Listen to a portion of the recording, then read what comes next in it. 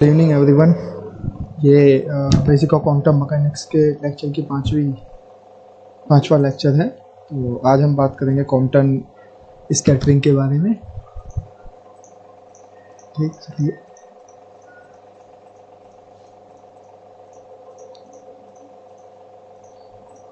अभी सबको मर्ज करके बताया जाएगा एक बार। चलिए, क्वांटम स्कैटरिंग। अब क्वांटम स्कैटरिंग बड़ा सिंपल सा है कि ये एक ओरिजिनल इंस्ट्रूमेंट है। ठीक, यहाँ पर लाइट डाला गया है, यहाँ स्कैटरिंग पार्टिकल है, यहाँ से लाइट गई और ये डिटेक्टर है। ठीक है, चलिए एक्चुअल स्कीम क्या है उसके बारे में बात करते हैं। फिनोमेना क्या है, स्कीम क्या है। एक बड़ा सिंपल सा फिनोमेना है वैसे तो। एक लाइट नहीं है basically, it's not light, is radiation. Basically हमने क्या यूज किया है,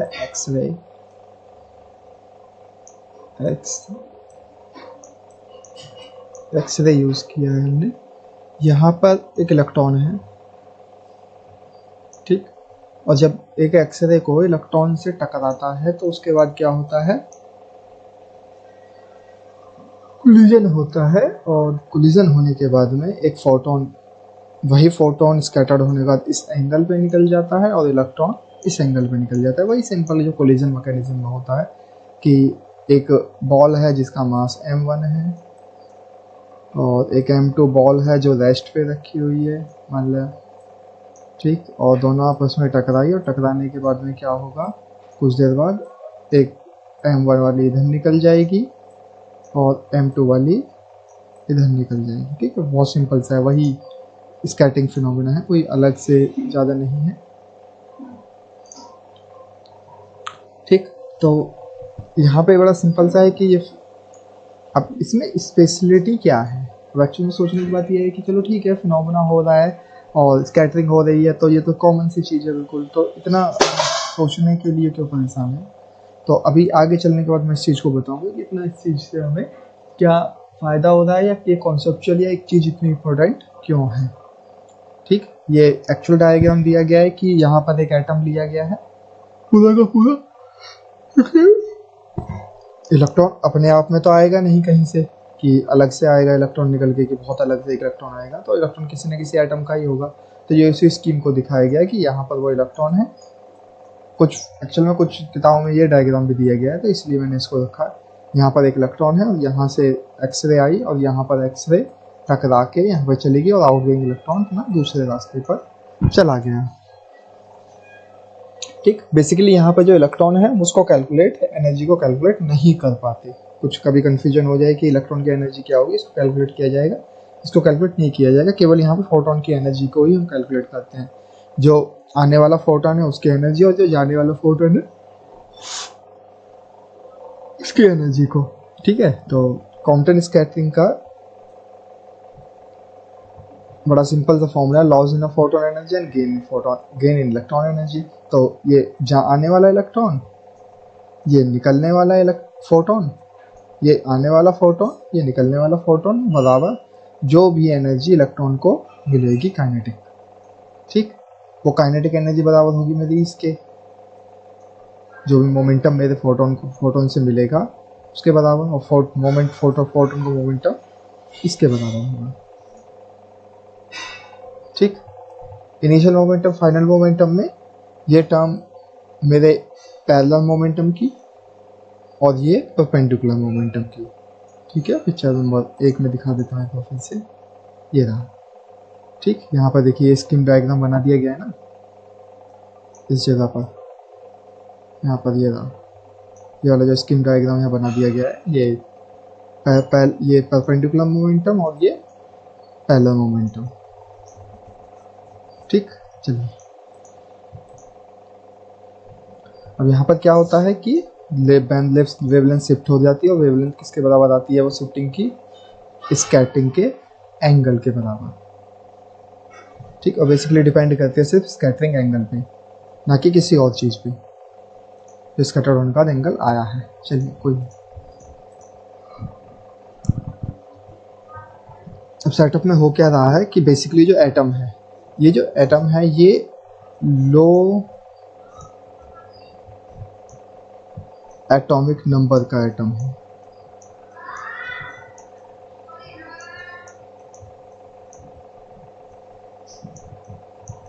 लो एटॉमिक नंबर मतलब कि कार्बन हो सकता है, सोडियम का नहीं लिया जाता, कार्बन हो सकता है और सिलिकॉन भी हो सकता है, ठीक। नाइट्रोजन भी यूज़ की जा सकती है, बट नाइट्रोजन नहीं यूज़ करते क्योंकि सॉफ्ट टारगेट नहीं है, ठीक है। बेसिकली लो एटॉमिक नंबर में मेरे पास में मेटल ना हो, ठीक है। मेटल से दिक्कत होती है एक्स रे डालने, क्योंकि फिर स्कैटरिंग बदल जाती है। तो ये क्योंकि फिर वो क्या होगा, उसके ही लैटिस से ही स्कैटर्ड होकर चली जाएगी। तो यहाँ हमने कैसा मेटल चूज़ करना है, जिसका लैटिस कांस्टेंट एक्स-रे की वेवलेंथ जो हमें यहाँ मिल रही है उससे अलग हो, ठीक।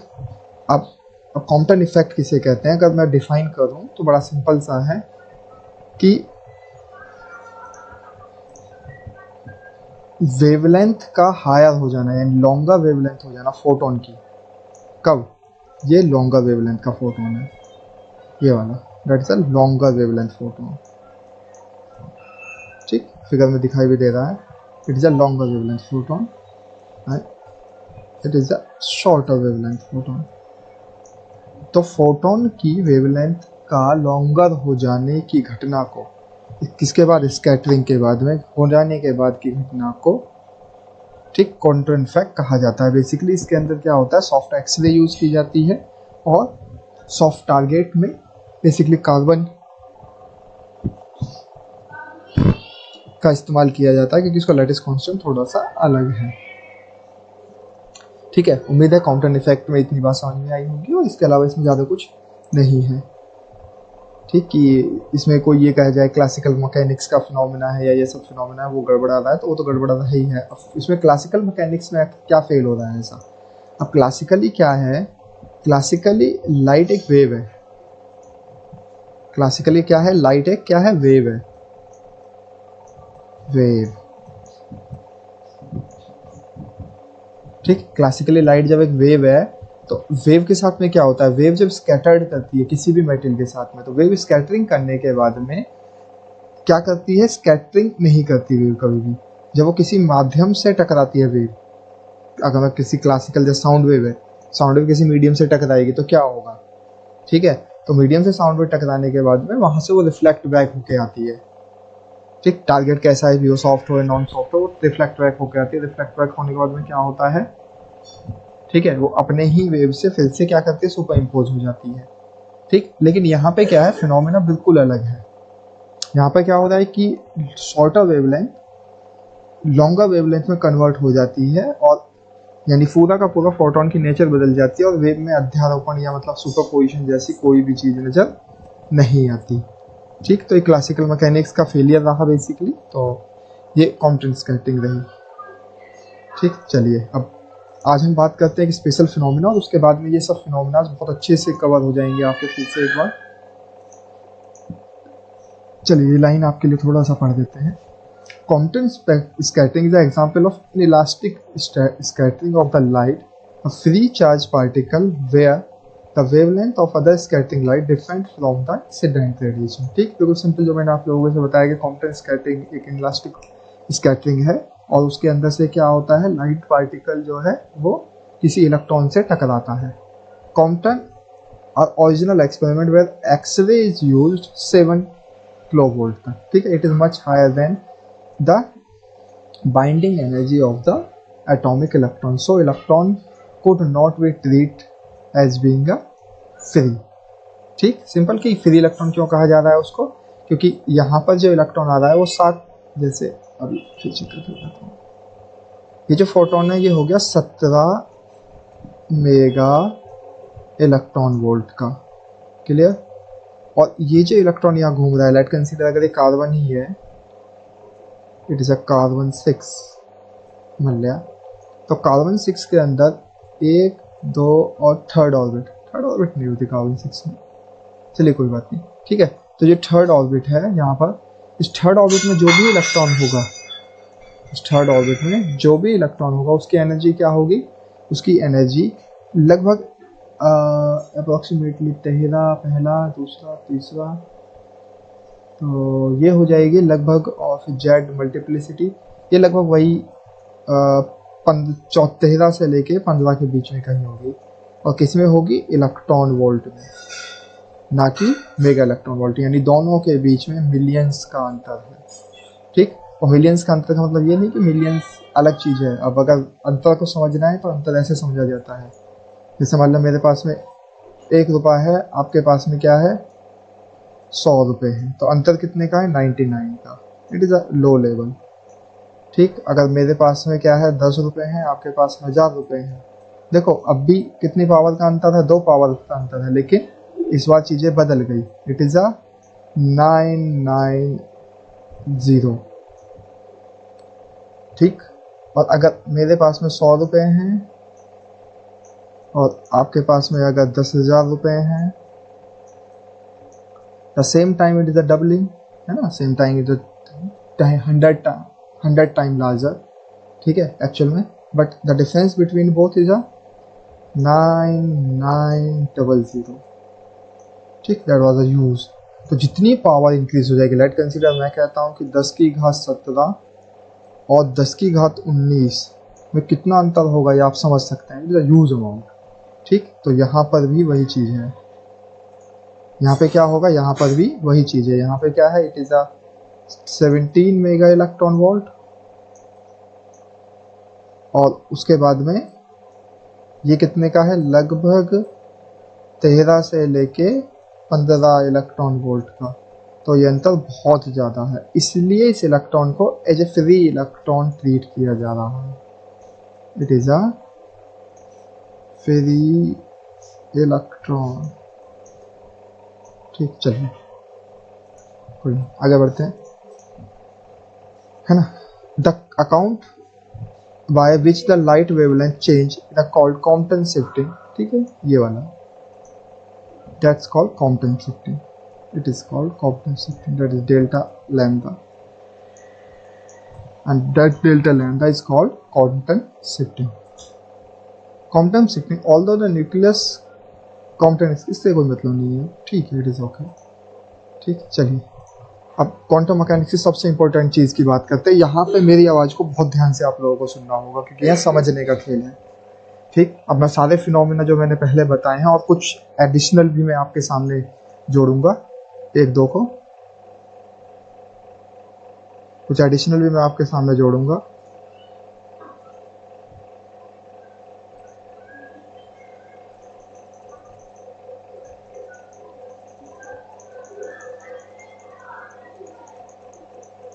ठीक, चलिए ये रहा।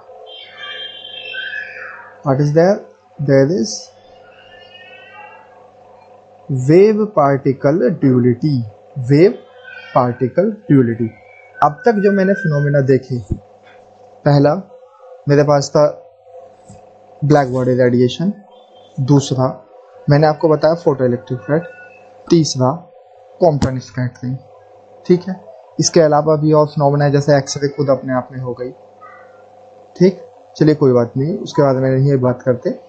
तो यहाँ मेरे को क्या है, वेव पार्टिकल ड्यूलिज्म है। वेव पार्टिकल ड्यूलिज्म क्या, कि लाइट एक्चुअल में वेव होती है ना, जैसे कि मैक्सवेल थ्योरी भी कहती है इस बात को, कि जो रेडिएशन है it is a EM radiation या ईएम वेव, इलेक्ट्रोमैग्नेटिक वेव होती है।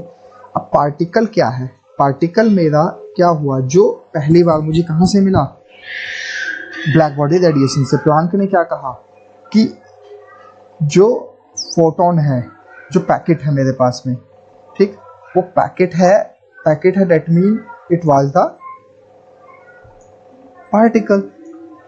ठीक, वो पार्टिकल क्या है, जिसकी एनर्जी किसके बराबर है, एच न्यू के बराबर है। क्योंकि वेव के जरिए ना मैं कौन सा फिनोमिना आपका ब्लैक बॉडी प्रूफ कर पाया, ना मैं फोटो इलेक्ट्रिक इफेक्ट को प्रूफ कर पाया, और ना ही मैं कॉम्पटन इफेक्ट को, क्योंकि वेव होती तो स्कैटरिंग भी नहीं होती, तो कॉम्पटन इफेक्ट तो नहीं होने से रहा। ठीक, और अब अगर मैं फोटो इलेक्ट्रिक इफेक्ट की बात करूँ, तो उसमें भी क्या है कि पार्टिकल जाके कहाँ टकराता है, इलेक्ट्रॉन से टकराता है, और वहाँ पे फ्यूजन होता है उन दोनों का, और फिर वहाँ से पार्टिकल अपने इजेक्ट होके, जब एनर्जी ट्रांसफर हो जाती है तो पार्टिकल अपने इजेक्ट होके बाहर निकल के आ जाता है। क्योंकि वेव होती तो वेव में क्या होता है, एनर्जी आज ट्रांसफर हुआ है कंटिन्यूसली, लेकिन यहाँ पर एनर्जी कंटिन्यूसली नहीं, क्वांटाइज्ड फॉर्म में क्वांटाइज फॉर्म में ट्रांसफर हो रही है। तो बेसिकली यहाँ पे क्या कहा गया कि जो लाइट है वो वेव होती है और साथ में क्या होता है, पार्टिकल भी होती है। तो जो तीन फिनोमेना है इनसे क्या मतलब आया मेरा कंक्लूजन निकल के कि जो पार्टिकल है, जो लाइट है वो पार्टिकल होगी और उसको क्या होगा, उसको हम क्वांटा बोलेंगे, एक सिंगल क्वांटा, ठीक है। और बेसिकली पीपल्स कॉल क्वांटम, ठीक, नॉट क्वांटम, क्या बोलते हैं इसको, फोटोन, ठीक, पीपल्स कॉल फोटोन। तो वेव पार्टिकल ड्यूलिज्म में ये एक चीज आई, and observer can not be observe microscopic system, ठीक। चलिए अब इसी के आगे वाली साइड पे दिखाते हैं। तो the quantum particle can be act as a particle and wave, that's called wave particle dualism. कि वेव पार्टिकल ड्यूलिज्म क्या है कि एक पार्टिकल जो वेव की तरह बिहेवियर करता है, और अभी मैं आगे आपको बताऊंगा कि इलेक्ट्रॉन भी पार्टिकल के जैसे बिहेव कर, सॉरी इलेक्ट्रॉनिक पार्टिकल है लेकिन वो कैसा बिहेव करता है, वेव के जैसा बिहेव करता है, ठीक है। अब quantum state is conjugated several possibilities outcomes to measure the physical properties.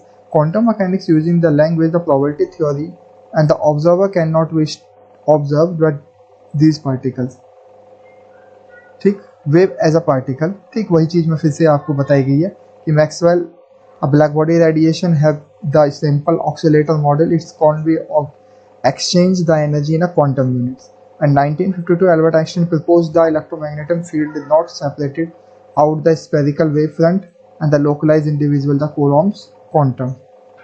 ठीक, each quantum frequencies are through the space using the photon and used to be a, ठीक है। And then last one, the used to be a explain the photoelectric effect and later the confirmed by the X-ray experiment of the Compton, ठीक। बड़ा simple सा है, ये दोनों चीजें हम इसके बाद बताएंगे कि यहाँ क्या हो रहा है, ठीक है। तो बड़ी सिंपल सी बात है कि ये जो तीन एक्सपेरिमेंट है मेरे, है ना, तीन में नंबर एक आपका black body radiation,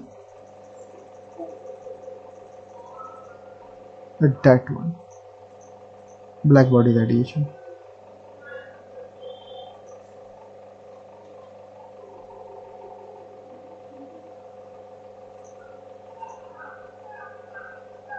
black body low frequency small photon कहाँ गए,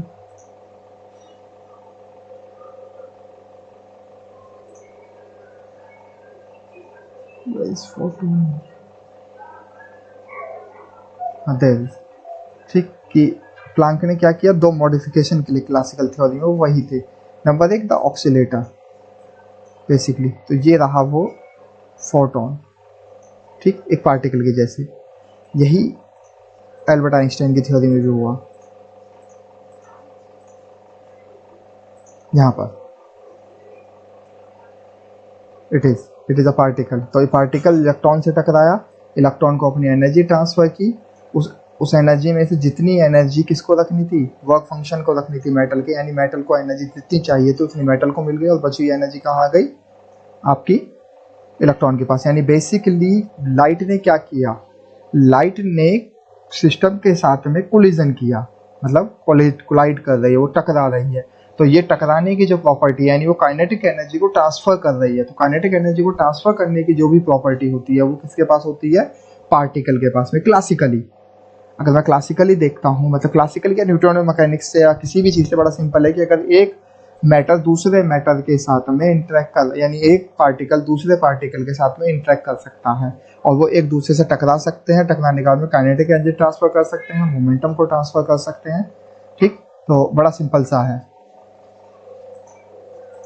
and the third one the Compton scattering, same thing, कि यहाँ पर क्या है, पार्टिकल है इलेक्ट्रॉन और फोटोन आके टकराया, तो फोटोन टकराया, डेट मीन फोटोन क्या है, पार्टिकल है, तो ये इलेक्ट्रॉन से टकरा सका। इलेक्ट्रॉन से टकराने के बाद क्या हुआ, इसने अपनी कुछ एनर्जी इसको ट्रांसफर कर दी, जब एनर्जी ट्रांसफर कर दी तो इलेक्ट्रॉन अपनी जगह छोड़ के चला गया। And the same things ideology की, फोटोन की भी फ्रीक्वेंसी बदल गई, यानी यहाँ पर क्या हुआ है, कोलिजन हो रहा है।